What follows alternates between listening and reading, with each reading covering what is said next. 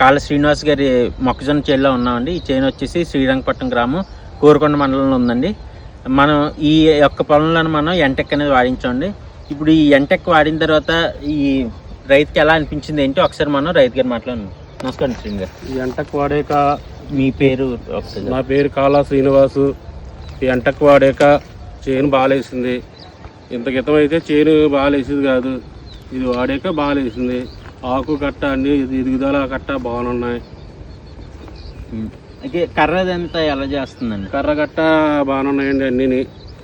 ఇంతకు ముందు లెగట్లేదు అన్నారు కదా, దానికి ఏంటి కారణం? ప్రధానంగా ఏం కారణం? ఇంతకు ముందు అయితే అండి ఎక్కడన్నారా కూడా లెగిసేది కాదండి. చౌడులాగా ఏమైనా చౌడు ఆ మడ అయితే చౌడు ఉండదండి. ఈ మడ చౌడు ఉండదు, తొక్కుడికి లెగిసేది కాదండి. ఇది అయితే మిషన్ తొక్కుడికి లెగిసేది కాదు. ఇది వేసాక అయితే అండి తోట అయితే బాగుందండి.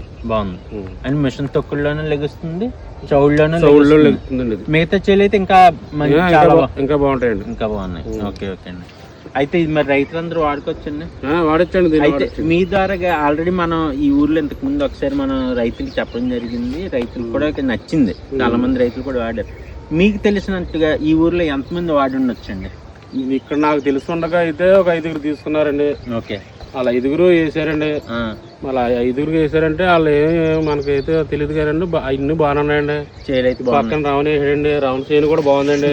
మీకు ఎలా అనిపించింది రావణ గారు? బాగుందండి, బాగుందండి. అయింది వారం తెలిసిపోతుంది నీకు దీనికి. సరే అండి, థ్యాంక్ యూ సార్ శ్రీని గారు. థ్యాంక్ యూ అండి రామ్ గారు.